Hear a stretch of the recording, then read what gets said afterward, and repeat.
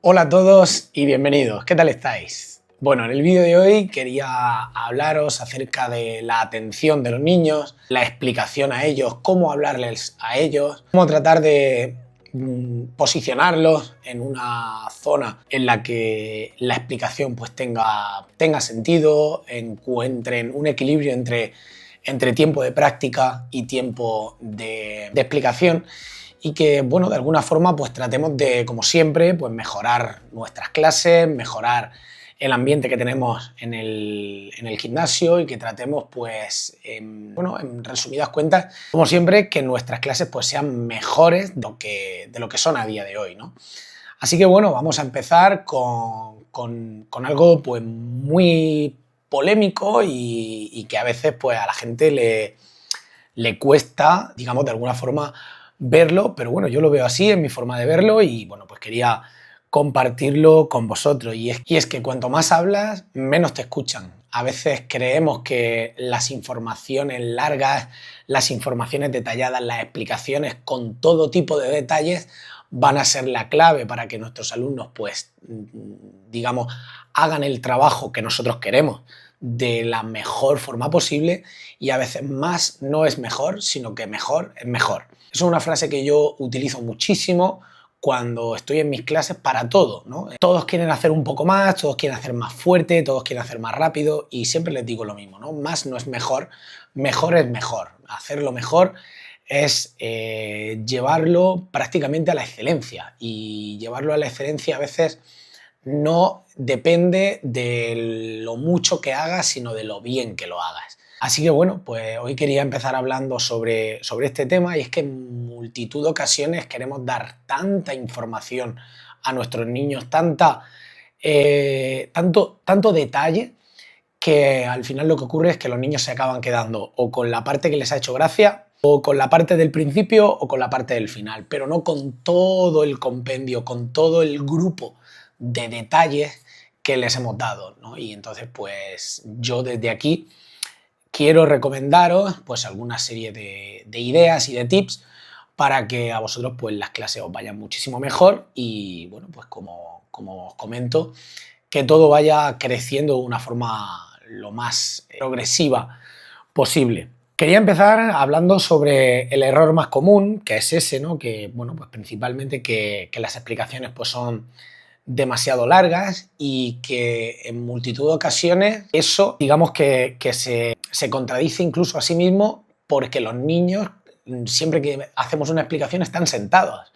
Entonces, claro, imaginaros lo que ocurre, y seguro que os ocurre a vosotros, ¿no? Están los niños, vale, chicos, nos sentamos todos, están todos sentados, queremos dar la explicación de la técnica de ese día, o de las técnicas de ese día, o de simplemente un juego. Yo, por ejemplo, me he llegado a cronometrar en una clase y ver cuánto tiempo tarda una explicación de una técnica en concreto. Y yo creo que han pasado 1 minuto y medio, pues de repente han pasado 5 minutos y no me he dado cuenta. Claro, eso ocurre en multitud de ocasiones, y encima de todo los niños están sentados. O sea, 5 minutos, los niños sentados, y en un ambiente donde ellos lo que quieren es luchar, quieren jugar, quieren hacer volteretas, quieren usar ese tipo de habilidades motrices para expresarse. Y nosotros les cortamos con explicaciones largas, y encima de todo sentados, y les decimos que no se muevan, que no se pueden mover, que tienen que atender. Es bastante difícil tratar de retener la atención de un alumno muy pequeño y encima de todo sentado, ¿no? Entonces, pues mi recomendación personal es que tratemos de reducir el tiempo de explicación con nuestros alumnos, y de esa forma tratar de dividirlo en diferentes trozos. Muchísimas veces queremos dar toda la información de golpe, y a veces, claro, lo que ocurre es que damos mucha información, creemos que se nos ha oído 1 minuto y medio, 2 minutos, se nos han ido 5. Tenemos que volver a repetir la explicación porque no han cogido toda la información necesaria. Volvemos a parar la clase, volvemos a dar la explicación. Otros 5 minutos, ya van 10. Y eso lo hacemos durante 3 veces, estaríamos hablando de 15, 20 minutos que perdemos de tiempo de práctica, que al final es para lo que los niños están aquí.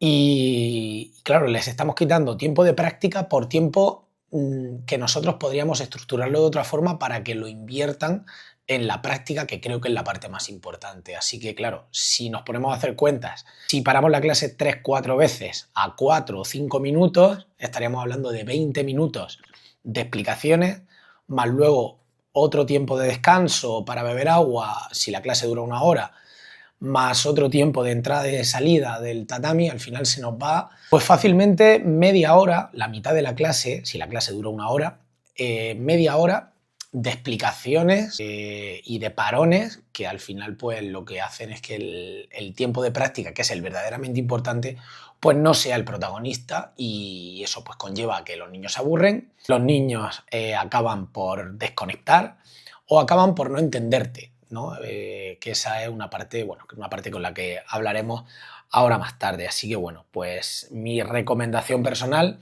es que si la clase dura 1 hora, pues que tratemos de reducir ese número de tiempo en explicación, y en lugar de hacerla pues a 5 minutos, pues que tratemos de hacerla de 1 minuto, 1 minuto y medio, con objetivos muy concretos, ¿vale? Yo prefiero, por ejemplo, seccionar la información en 3-4 partes de 1 minuto y medio a no repetir la misma técnica o el mismo trabajo durante toda la clase, ¿no? Eso es algo que recomiendo expresamente hacerlo, y veréis cómo la atención y el objetivo, cuando el objetivo es solo uno, es mucho más fácil de retener para los niños que cuando son muchísimos objetivos y muchísimos detalles que tener en cuenta.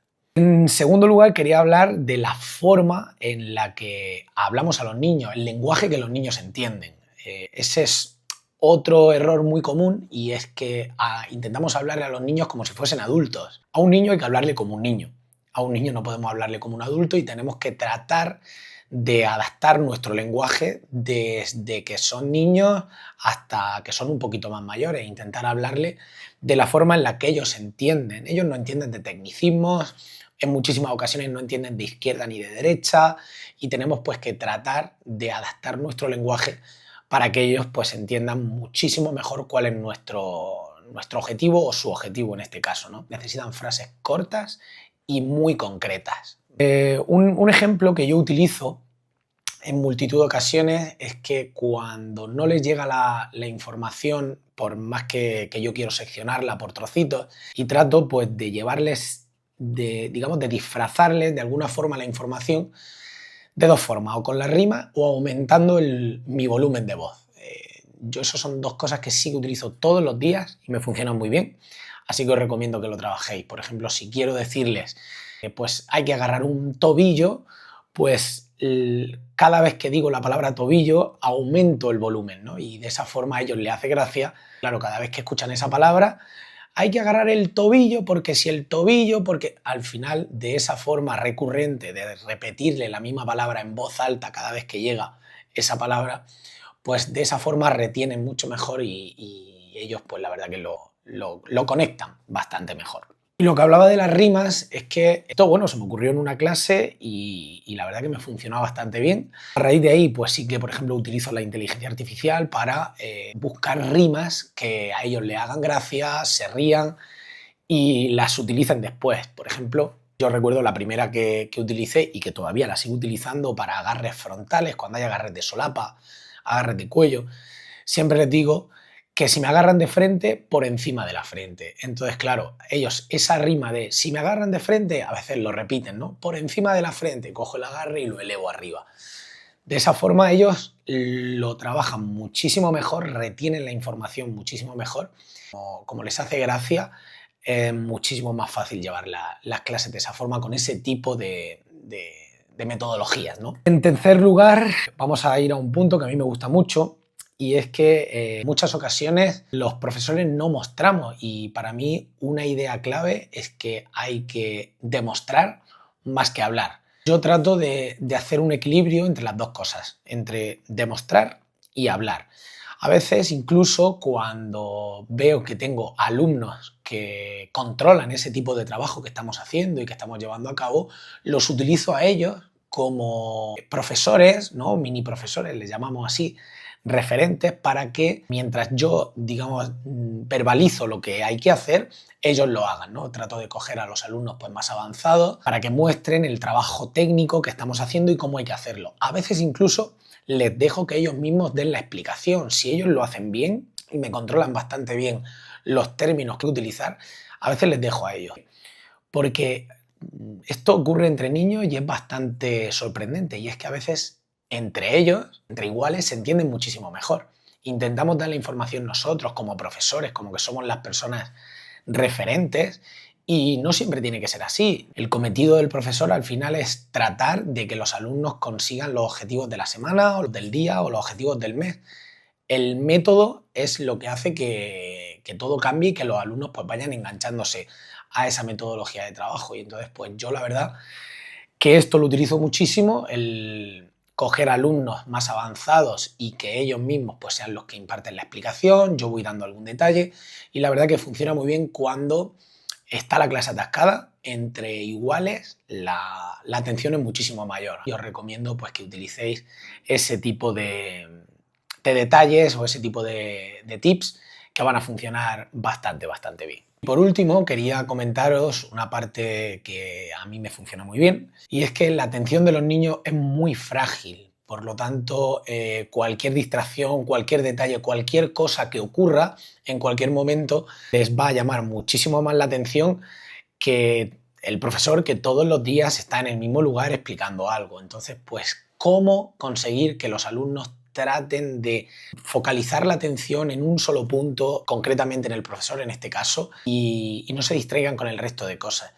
Multitud de profesores y multitud de escuelas imparten sus clases en pabellones, en gimnasios y en lugares donde frecuentemente hay personas por detrás de la explicación, hay padres que han entrado y están sentados con el móvil esperando, el conserje que también está haciendo su trabajo, su labor, y en multitud de ocasiones no somos el foco central de atención porque están los niños, digámoslo así, están posicionados de forma errónea. ¿Qué es lo que yo recomiendo? Que tratéis de posicionar a los niños en una zona donde el único foco de atención seáis vosotros. De esa forma, los niños van a centrar la atención solamente en vosotros porque detrás no existe nada interesante. A mí me ha pasado, yo he estado en un pabellón dando clase durante muchísimos años y claro, pues al final, cuando tú estás en un pabellón, estás haciendo una explicación y detrás de ti están apareciendo cosas interesantes como pues gente que viene a preguntar información, lo que decía, ¿no? El conserje haciendo sus labores, los padres hablando, o la siguiente clase incluso que están esperando. A veces cuando el foco no eres tú, sino que detrás están pasando otro tipo de cosas, a los alumnos les pierde el foco. Esto también incluso pasa en clases donde existen dos clases paralelas. Nosotros cuando dividimos el tatami en dos clases, digamos dos profesores dando clase en un mismo tatami, lo que tratamos de hacer es que entre ellos nunca están, digamos, mirándose de forma enfrentada, sino que están atendiendo a las explicaciones espalda con espalda. De esa forma tienen el foco central en la atención del profesor, tanto un grupo como el otro. Esto es algo que funciona extremadamente bien y que recomiendo también llevarlo a cabo porque va a centrar toda la atención de los niños en el foco principal, que lo que queremos es que estén atentos a nosotros y a nuestra explicación. Y con esto vamos a terminar, así que si quieres mejorar la atención en tus clases, trata de reducir el tiempo de explicación, trata de que no se te vaya a un tiempo de explicación extremadamente largo, trata de reducir la información al mínimo para que detalle a detalle vayas consiguiendo llevar a los alumnos donde tú quieres. A veces más no es mejor, recuerda, mejor es mejor. Explica una idea, vuelve a explicarla, para otra vez, déjalos que practiquen, déjalos que inviertan tiempo en lo que realmente es importante, en la práctica. Resuelve las dudas de uno en uno, no trates de resolver todas las dudas del mundo porque a veces es muy complicado cuando tenemos clases muy llenas, ve pasando de uno en uno para que ese detalle, pues digamos, sea mucho más fácil de abarcar. Si damos 7 detalles, vamos a tener que corregirles los 7 detalles a todos. Si damos un solo detalle, el tiempo de corrección por alumno es menor, solamente tienes que corregir el detalle que acabas de explicar. Posteriormente vuelves a explicar y ya, si ese primer detalle ya lo tienen, porque ya lo has corregido, ya puedes centrarte en el segundo detalle y así sucesivamente hasta que encuentres un equilibrio perfecto entre el tiempo de explicación y el tiempo de corrección. Aplicando todos estos detalles verás cómo tus niños impulsan muchísimo tus clases, les gusta cada vez más, adquieren muchísimas más habilidades en muy poquito tiempo, porque al final estás dándole muchísimo más tiempo de práctica que a lo largo de la semana cuando reducimos el tiempo de explicación. Si ahora estábamos haciendo 25 o 30 minutos de explicación dividido en 5 minutos, 5 minutos, 5 minutos, si lo reducimos a la mitad, pues si tienen clases todos los días estaríamos hablando de 45 minutos, una hora más de entrenamiento y de práctica a la semana y verás cómo existen cambios notables en tus clases. Así que nada, espero que te gusten mucho este tipo de detalles, que los lleves a cabo, que los pruebes y que cualquier duda que tenga o cualquier cosa que quieras aportar aquí a esta comunidad, pues nosotros estaremos encantados de leerte, de intentar resolver dudas y bueno, pues entre todos a ver si conseguimos impulsar esa comunidad de profesores de artes marciales. Un saludo y nos vemos en el próximo vídeo. Chao.